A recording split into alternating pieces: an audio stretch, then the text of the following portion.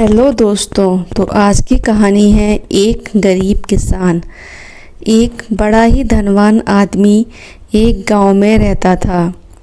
जैसे कि ज़्यादातर पैसे वालों को होता है, इस धनवान सेठ को भी अपने पैसों का घमंड था। वह जिस गांव में रहता था वहां पर ज़्यादातर लोग किसान थे। इन सभी किसानों के पास जितनी ज़मीन थी उससे कई गुना ज़्यादा ज़मीन इस सेठ के पास थी। कई गरीब किसान तो इसके लिए इसके खेतों में काम करते थे। इसी गांव में रमेश नाम का एक बड़ा ही मेहनती और सच्चा किसान रहा करता था। रमेश का परिवार थोड़ा बड़ा था। उसके परिवार में उसके बूढ़े माँ बाप, पत्नी और 3 बच्चे थे जो अभी काफ़ी छोटे थे। रमेश के पास ज़्यादा ज़मीन नहीं थी, लेकिन जितनी भी थी उसमें वह बड़ी मेहनत करता और अपने परिवार का पेट पालने लायक अनाज उगा लेता था। बाकी के किसान भी यह देखकर हैरान रह जाते कि कोई कैसे इतनी सी ज़मीन में इतना ज़्यादा फसल उगा सकता है। एक वर्ष उस गांव में काफ़ी ज़्यादा बारिश हुई, जिसके चलते कई किसानों की फसलें बर्बाद हो गईं, जिनमें से एक रमेश भी था। अब रमेश धर्म संकट में पड़ गया, क्योंकि उसके परिवार में उसके अलावा कोई और कमाने वाला था नहीं और अपने परिवार को भूखा मरते हुए वह देख नहीं सकता था। वह जानता था कि इस गांव में अगर कोई उसकी मदद कर सकता है तो वह वही घमंडी सेठ है, जिसने गांव के कई अन्य गरीब किसानों को या तो कर्जा दिया हुआ है या तो अपने यहाँ काम पर रखा हुआ है। हाथ पर हाथ धरे बैठे रहने के बजाय उसने इस सेठ के पास जाने का फैसला किया और एक दिन उनके पास पहुंच गया। सेठ के पास पहुंचकर रमेश बोला, सेठ जी, आपकी बहुत मेहरबानी होगी अगर आप मुझे थोड़ा सा कर्जा दे दें, जिससे मैं अपने खेतों में फिर से कोई फसल उगा सकूं, या फिर आप मुझे अपने यहाँ नौकरी दे दें ताकि मेरे परिवार को 2 वक्त का खाना मिल सके। घमंडी सेठ को उसकी इन बातों से कोई मतलब था नहीं, लेकिन गांव के सारे लोगों की तरह वह भी यह जानता था कि रमेश कितना मेहनती है और वह जिस भी खेत में काम करेगा वहाँ वो दोगुनी फसल उगा सकता है। सेठ ने सोचा, अगर मैं इससे पैसे उधार देता हूँ तो शायद यह इस स्थिति में नहीं कि मुझे वापस लौटा सके, लेकिन अगर मैं इसे अपने खेत में काम करवाता हूँ तो मुझे ज़रूर दुगना फ़ायदा होगा। सेठ मोहन से बोला, देख भाई, पैसे तो मैं तुझे दूंगा नहीं और मेरे पास अभी खेतों में काम करने के लिए कई किसान पहले से मौजूद हैं, लेकिन तुझ पर तरस खाकर मैं तुझे अपने खेतों में नौकरी देता हूँ, पर मैं तुझे इसके लिए ज़्यादा पैसे नहीं दूंगा। बाकी किसानों को मैं 300 देता हूँ, मैं तुझे 200 ही दे पाऊँगा। मरता क्या ना करता। रमेश ने सेठ की शर्त मान ली और उसी दिन से सेठ के खेतों में काम करना शुरू कर दिया। 2 महीनों तक नियमित वह सेठ के खेतों में जाकर कड़ी मेहनत करता और देखते ही देखते 4 महीने का काम उसने अपनी मेहनत से 2 महीनों में ही ख़त्म कर दिया। सेठ उसके काम से काफ़ी खुश था, लेकिन कभी उसको यह जताता नहीं था। जब सेठ ने देखा कि उसका खेतों का काम अब ख़त्म हो चुका है, अगर वह रमेश को काम से निकाल देता है तो उसके 2 महीने के पैसे बच जाएंगे। तब सेठ ने रमेश को काम से निकालने का फैसला किया। एक बार सेठ को ये विचार भी आया कि इतना मेहनती आदमी शायद उसे दोबारा न मिले, लेकिन फिर उसने सोचा कि जब अगले साल काम आएगा तब उसे फिर से नौकरी पर रख लेगा। आखिर इस गांव में उसके अलावा है ही कौन जिसके आगे ये लोग अपने हाथ फैलाएंगे। एक दिन सेठ ने रमेश को अपने पास बुलाकर उसको उस दिन का पैसा दिया और साथ में यह भी कहा कि कल से तुमको काम पर आने की ज़रूरत नहीं है।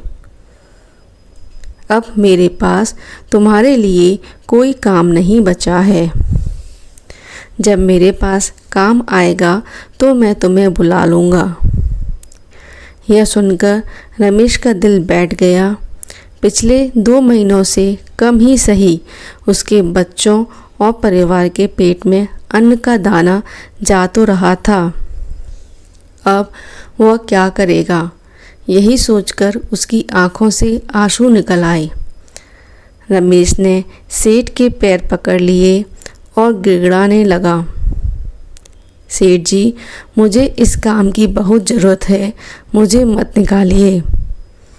अपने मतलब से मतलब रखने वाला सेठ टस से मस ना हुआ। उसने खरी खोटी सुनाकर रमेश को वहाँ से चलता कर दिया और मन ही मन 2 महीने की तनख्वाह बचने से खुश होने लगा।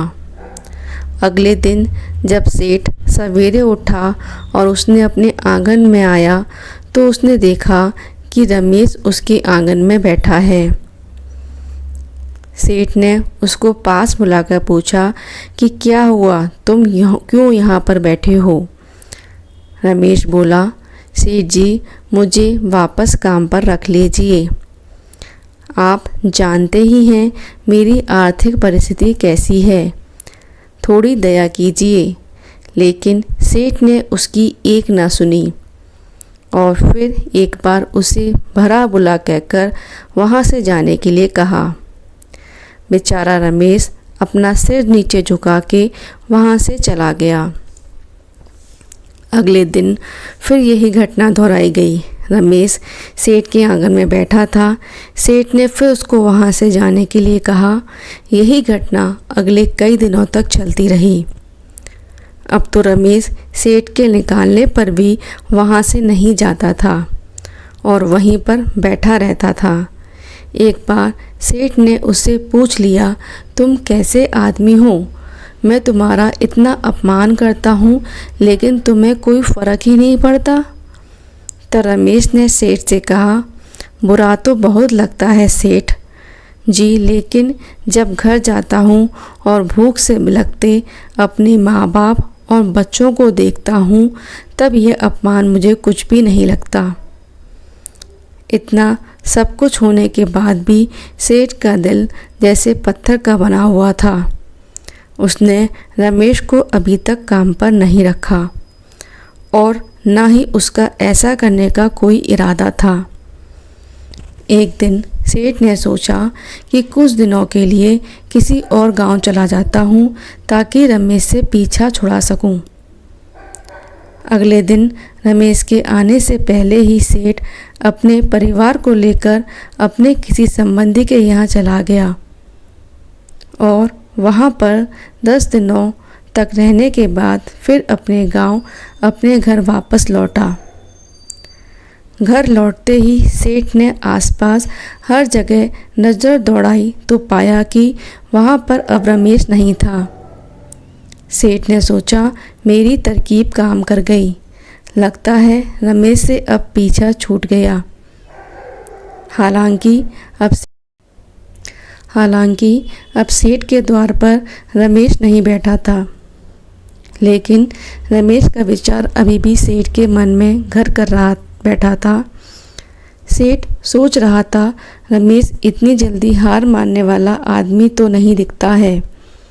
उसके साथ क्या हुआ होगा? क्या उसे कहीं कोई और काम मिल गया होगा या फिर कुछ और? इन विचारों ने सेठ को बेचैन कर दिया और आखिरकार सेठ को मोहन की खबर लेने के लिए गांव में जाना पड़ा। सेठ को रमेश का पता नहीं मालूम था, इसलिए अड़ोस पड़ोस के अन्य किसानों से पूछने पर पता चला कि रमेश घायल हो चुका है और अपने घर पर आराम कर रहा है। सेठ ने जब उसके घायल होने का कारण लोगों से पूछा तो सेठ को पता चला कि जब सेठ अपना घर छोड़कर किसी और गांव में गया था तब बंद घर देखकर कुछ चोर उसके यहाँ चोरी करने आए थे, जिनको रोकने की कोशिश करते हुए हाथापाई में रमेश चोटिल हो गया था। यह सब जानने के बाद सेठ का पत्थर का दिल भी अब मोम की तरह पिघल गया। सेठ को अपने किए पर पछतावा होने लगा। सेठ ने अपने आप को याद दिलाया कि कैसे उसने एक शरीफ और सच्चे आदमी को ज़्यादा काम करवाकर भी उसको पूरा पैसा नहीं दिया और जिसको गले से लगाना चाहिए था उसे ठोकर मारकर भगाता रहा। सेठ रमेश का घर का पता पूछकर उसके घर पहुंचा तो देखा कि रमेश की घर की हालत बहुत ख़राब है। उसका परिवार भूख से बेहाल है और वह खुद अपने हाथ पैर पर चोट के साथ एक खाट पर पड़ा हुआ है। यह दृश्य देखकर सेठ की आंखें से आंसू बह निकले। सेठ ने रमेश के पास जाकर उसे सच्चे दिल से माफ़ी मांगी और उसको उसकी मेहनत के पैसे दिए, जिसका इलाज करवाया और उसको हमेशा के लिए अपने यहाँ काम पर रख लिया। तो आपको कैसी लगी ये कहानी? अच्छी लगी हो तो प्लीज़ वीडियो को लाइक और शेयर करना ना भूलें और अगर अभी तक चैनल सब्सक्राइब नहीं किया है तो चैनल को सब्सक्राइब